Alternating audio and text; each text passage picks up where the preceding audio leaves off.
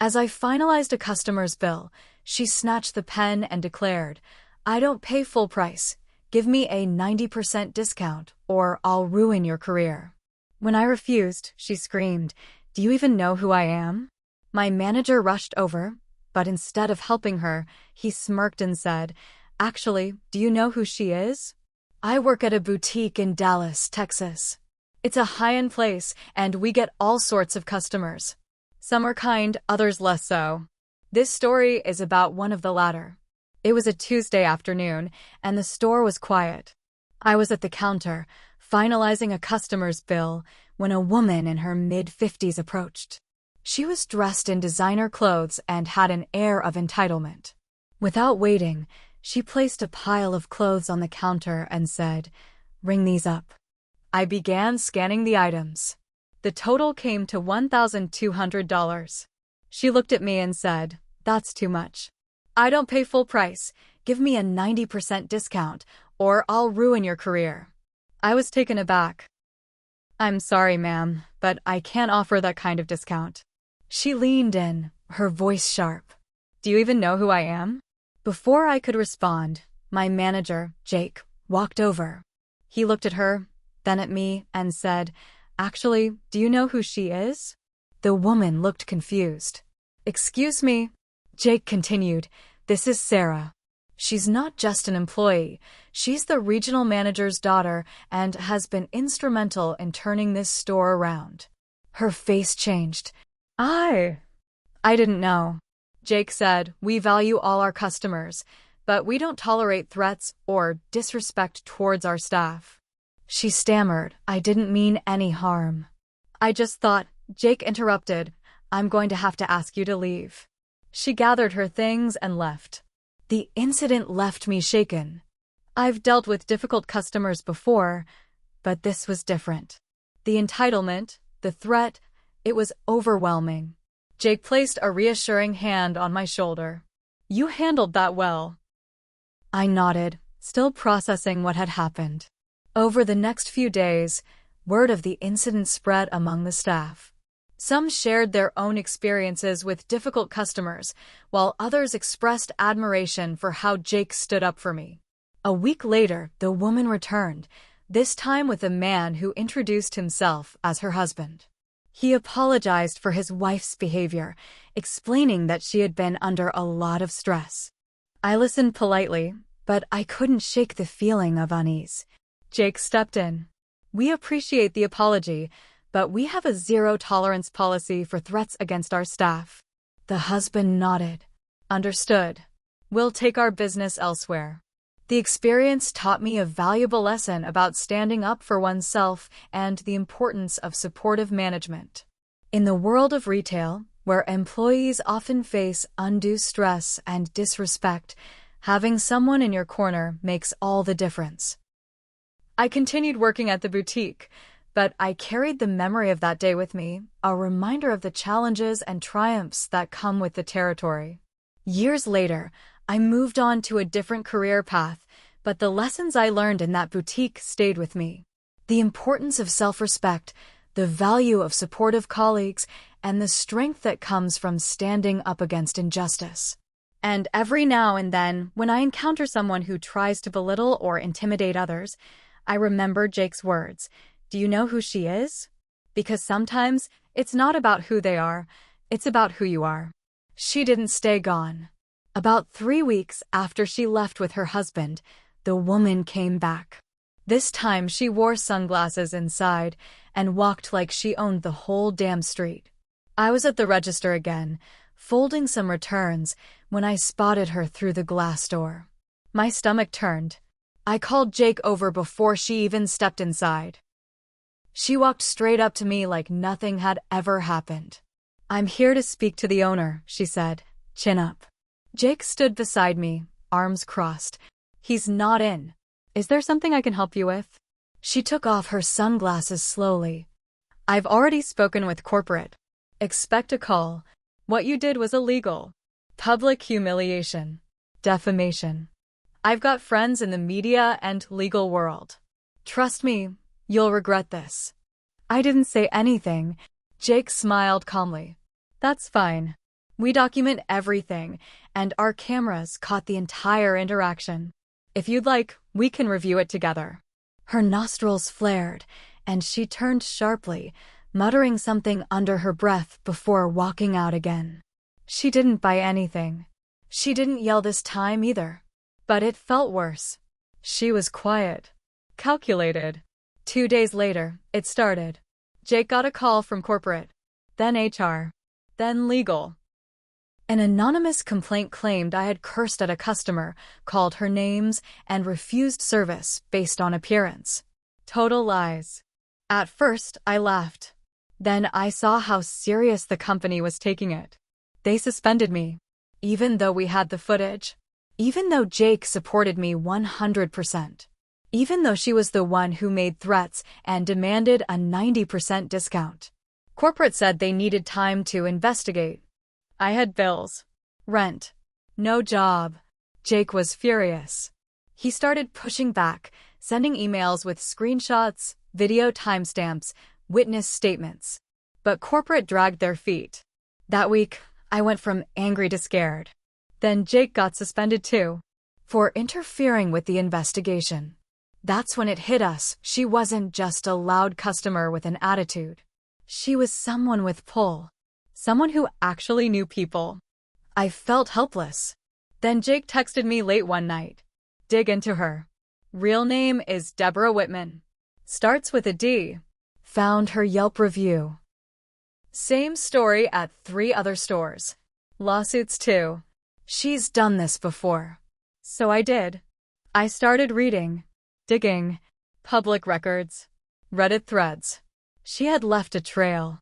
One store closed completely after she got involved. A manager got fired. Another store in Houston had a full investigation over racially motivated harassment. The footage from that one never got released, but a comment thread claimed it showed Deborah screaming about being above the law. I started saving everything. I wrote a full report. Names, dates, screenshots, quotes. I wrote like I was writing for my life. Because in a way, I was. Jake added his own findings, pieced together from employees' Slack messages and security logs. We put it all together and sent it to corporate, then waited. But nothing happened. Not right away. 3 weeks of silence. Still suspended. No updates. No pay. Then one of our old coworkers forwarded an internal memo. It was about me. HR was considering termination pending review. I cried for the first time since it all started. That night, I got another message from someone I didn't know. You don't know me, but I worked at Nordale Mall. Same woman. Same threat. I lost my job because of her too. If you want help, I'll back you. She wasn't alone. 2 others messaged me in the next 2 days. Different stores. Same story. She always went for younger employees, always played the ruin your career card. Always knew someone. We started talking. Comparing notes. It turned into a group chat. Then a shared Google Drive. One of the girls even had a voicemail recording. Deborah screaming at her, calling her a nobody, and threatening to have her blacklisted from every store in the region. We decided to go public. I created an anonymous Reddit post. Laid out the story. Changed names, locations slightly. Posted the receipts, blurred faces, redacted personal info. Let it breathe. It blew up. People started tagging the company, posting reviews, asking questions. The store's Yelp got flooded. Local news caught wind. A reporter reached out. That's when everything started to shift. HR finally called me. Said they were reevaluating. Asked me to stop sharing sensitive information. I told them to shove it unless they reinstated both me and Jake with back pay. They didn't respond. Jake got a lawyer. I joined him. We weren't playing anymore. Then Deborah made one final move. She filed a cease and desist. But she messed up. Because one of the other girls in our chat? Her uncle's a lawyer. A good one. And Deborah? Turns out she doesn't want her real name dragged into public court. Now she's gone quiet. The store's still trying to clean up the mess. Corporate is scrambling. I'm still not reinstated. A week after the Reddit post went viral, the pressure started getting real. The boutique's Instagram shut off comments. Corporate's main Twitter account stopped posting. HR sent out a mass internal email warning staff not to engage with online rumors. They still hadn't reached out to us again. But here's where things got weird. One of the girls in our group chat, Mel, from Houston, got a strange phone call at 2 a.m. from an unknown number. The person didn't say their name but asked, "How much would it take for you to take down what you posted?" Then they hung up. The next day, Mel's car was keyed. Big, deep scratches across the doors. Her apartment door had a sticky note stuck to it that just said, "Let it go." She reported it to the police, but there weren't cameras on her side of the complex. That was enough for us to start moving faster. We hired a second lawyer, someone who specialized in workplace retaliation. This time, we meant business. Jake and I started planning something bigger. If the company wasn't going to fix this, we'd take it somewhere they couldn't control TV. A local news anchor named Kelly Tran agreed to meet with us privately. Jake and I laid everything out. Deborah's pattern, the other victims, our suspensions, the corporate silence. Kelly didn't say much during the meeting, just took notes and nodded a lot. 2 days later, we got word she was running a special segment. A week after that, it aired. Faces blurred, voices disguised, but the message was clear. A powerful customer with connections had been targeting store workers for years, and the company had done nothing to stop it. The morning after the segment dropped, everything hit the fan. Corporate called. Not HR, actual VPs. They were suddenly very apologetic. Mistakes were made. They wanted to open a dialogue. They offered to reinstate me with full pay and a promotion. They offered Jake a district manager spot. But we weren't stupid. It was a trap. Take the deal, shut up, go away. So we said no. Instead, our lawyer filed an official complaint with the Equal Employment Opportunity Commission for retaliation and wrongful suspension. We also filed a civil suit against the company and named Deborah Whitman directly. Here's the twist no one expected. The reporter, Kelly, found out Deborah's husband isn't just someone in law, he's a sitting judge in Collin County. Yeah, that's why she got away with everything for so long. People didn't want to cross her. Stores were afraid. Complaints disappeared before they made it anywhere. People lost jobs, some even careers, because she liked pretending she was above the system, and maybe, for a while, she was. But now her name was out there. People started talking. Real names this time. A former assistant from her husband's office came forward with a signed NDA and screenshots from Deborah bragging about shutting down another minimum wage brat. Her words, not mine. Another twist? Turns out she was blacklisting people. Not just in retail. One of the girls she targeted had applied for a receptionist job at a law firm and got mysteriously denied. Deborah's husband's friend was on the hiring panel. Once that story broke, it stopped being a retail drama. It became a full-on corruption case. By now, our lawyer was in talks with state investigators. Jake and I stayed quiet, mostly. We were told to stop posting, and we did. For a bit. But then someone leaked the cease and desist Deborah sent us. It had her name, her husband's name, the boutique's name, everything. The whole thing exploded again, but this time nationwide. People started reviewing every case that ever passed through her husband's courtroom. Reddit did what Reddit does, they found patterns. Same lawyers, same firms, same outcomes. It was messy. Corporate fired 3 HR execs. Then issued a public apology. Then, in the weirdest twist of all, they offered to settle with us privately. Jake was furious. He said, "We're this close to blowing up the whole system, and they want to throw money at it?" But I wasn't sure. Part of me just wanted it to end. To not live in fear. To stop looking over my shoulder for some anonymous person in a luxury car sitting outside my building at 11 p.m. I told him I needed to think about it. And that's where we are now. Thinking. Waiting. watching her house from Google Maps just to feel like I still have control of something. I still don't have my job back. Jake hasn't taken the offer either. A week passed. Then another. We didn't take the money. Jake and I agreed, if we accepted their hush settlement, it'd all be buried. Deborah would keep doing this. Her husband would keep backing her up. And the company? They'd walk away like nothing ever happened. So we pushed forward. The EEOC took our complaints seriously. They interviewed everyone, me, Jake, Mel, the others. They even pulled security tapes from other stores. The more people talked, the more stories surfaced. Stories from years ago. Women who had no idea anyone else had gone through the same hell. One of them told us she lost her home after getting fired. Another said she was put on meds after the stress made her collapse during a shift. I remember reading her message and shaking with rage. That's when it all flipped. One of the legal aides from the state courthouse, someone anonymous, leaked an internal memo. It showed Deborah's husband had intervened in multiple civil disputes connected to his wife's outbursts. He'd used his position to dismiss complaints. He'd made calls.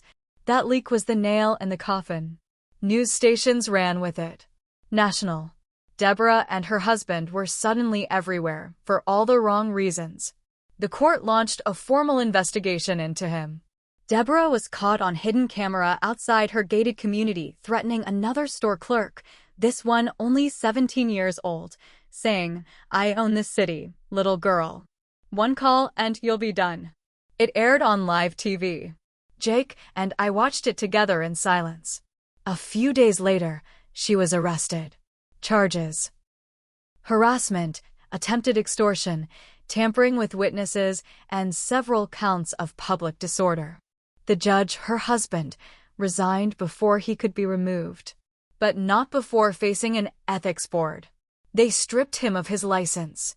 Quietly, shamefully, the company tried to clean house fast. New HR staff. A full public audit.